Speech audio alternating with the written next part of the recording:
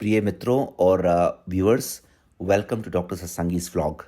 और यमुना जी के दर्शन के साथ हमारे इस वृंदावन ब्लॉग की शुरुआत आप हमारे साथ जरूर करें।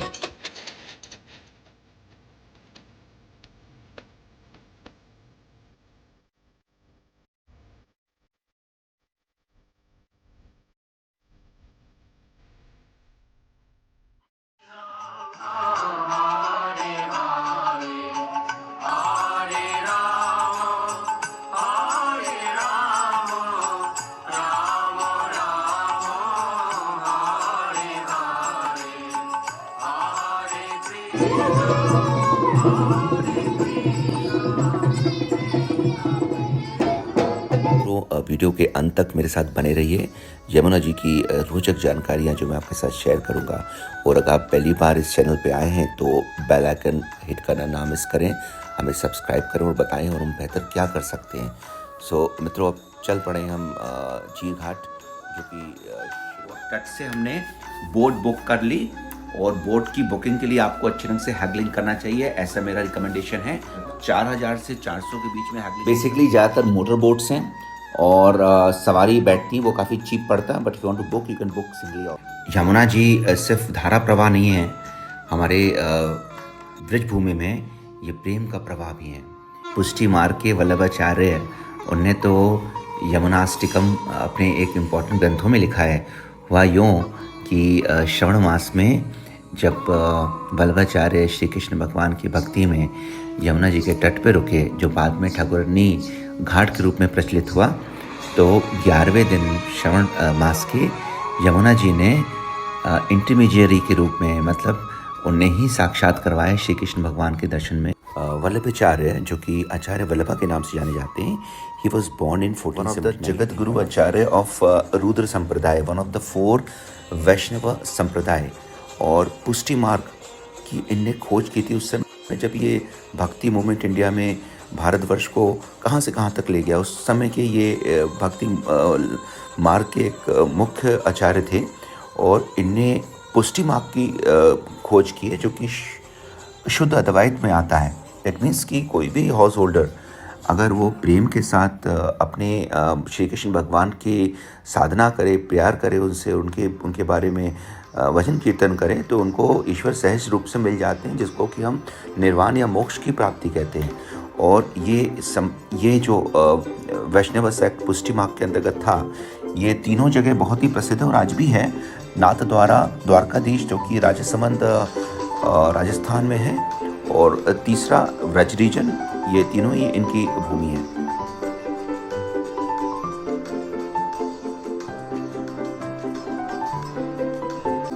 Biodiversity of Vrindavan is great, और बहुत सारे कुंड हैं, और बगल में ही भरतपुर बर्ड सेंचुरी है। तो बहुत सारे प्रवासी पक्षी और यहाँ के खुद के नेटिव पक्षी, स्पेशली वाइट ब्रेस्टेड किंगफिशर और नीलकंठ, जिसको हम ब्लू जे कहते हैं या इंडियन रोलर कहते हैं। इसके अलावा कुमारेंट्स, जो कि ठंड के मौसम में आते हैं, और बहुत सारे ईग्रेट्स आपको रास्ते में दिख सकते हैं। मैंने बहुत जगह उनको लिया है, तो मैंने बोला कि इसको भी दिखाए बिना ये यात्रा संपूर्ण कैसे हो सकती है।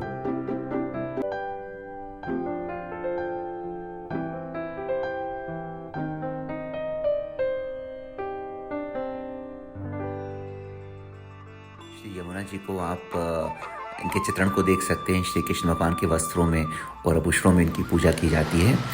वह यूँ कि एक बार राधा जी अप्रसन्न हो गई श्री कृष्ण भगवान के वियोग में, तो श्री कृष्ण भगवान ने यमुना जी को आग्रह करके श्री राधा रानी को प्रसन्न करने के लिए भेजा। और उस समय उनके आभूषण और उनके वस्त्रों में वो थी। तब से ये चल पड़ा है पुष्टि मार्ग में कि विवस ये चीर घाट है, ये कदम का वृक्ष है, और इसकी पूजन आज भी चलता है। इसके आसपास बहुत सारे मेला और कार्यक्रम भी होते हैं अलग अलग समय पे। चीर घाट वही जगह जहाँ से मैंने ये बोट पकड़ी थी, और ये थोड़ा नीचे उतर के था। और द्वापर युग में श्री कृष्ण भगवान और गोपियों की, उनकी सखियों की जो हम लीला देखते हैं, उसका भी वर्णन मैंने किया है। सो मित्रों, अब देखिए सामने की तरफ जब हम जाते हैं तो केशी घाट पड़ता है। और केशी घाट वो स्थान है जहाँ पे शाम के वक्त यमुना जी की आरती होती है। यमुना जी का उद्गम स्थल बंदरपूंछ, जो कि हिमालय रीजन में उत्तरांचल में एक एरिया है, यमुनेत्री ग्लेशियर और कालिंद पर्वत पे है। इसलिए माता यमुना का दूसरा नाम कालिंद भी है, क्योंकि यमुना यम की जुड़वा बहन थी। और आरती का समय है और आरती की महिमा और उसकी भव्यता तो आप जानते ही हैं। हम सभी ने कभी ना कभी इन आरतियों में शामिल रहे होंगे। तो भक्तगणों का नाचना, गाना, सुनना, रहना, इन सबको देखना तो अपने में आनंद की है।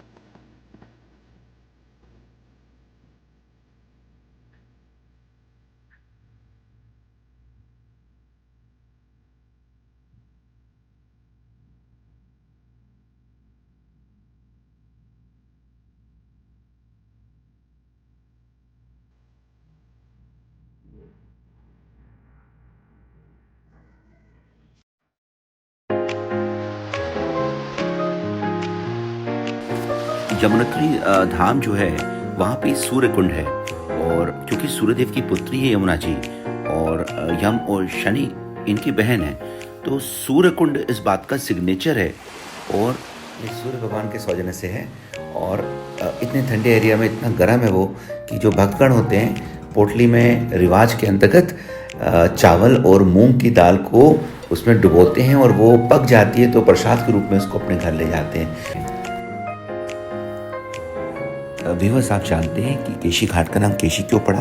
केशी इसलिए क्योंकि वहाँ पे श्री कृष्ण भगवान ने केशी का वध किया था। केशी वो राक्षस है जिसके शरीर पे केश मतलब बाल थे, और कंस ने उसको श्री कृष्ण भगवान का वध करने भेजा था।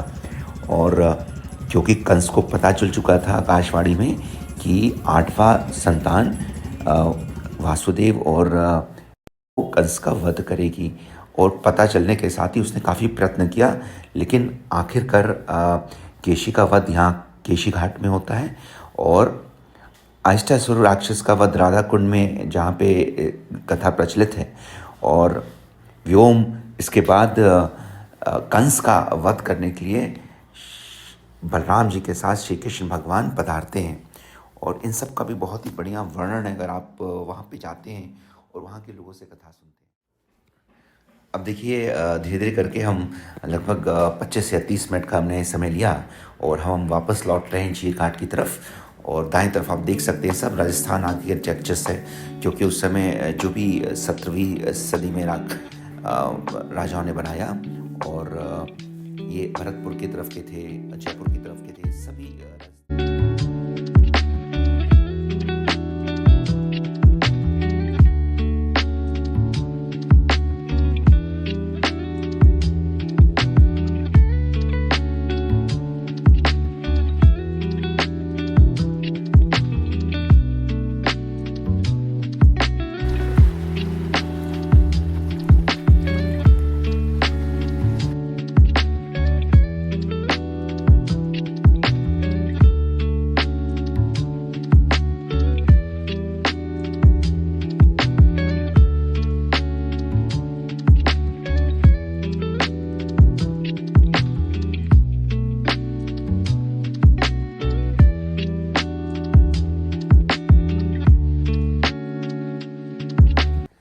व्यूअर्स, ये तीसरी वृंदावन यात्रा 2023 और 24 में मैंने की है।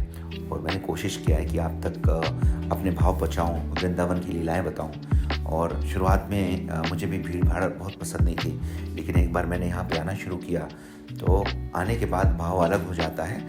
ये मैं ज़रूर आपको कहूँगा कि आप वृत्तांत और श्री कृष्ण की भक्तियों में पहले से डूबे रहिए, तो आपका जो आनंद है वो 100 गुना हो चुका होगा।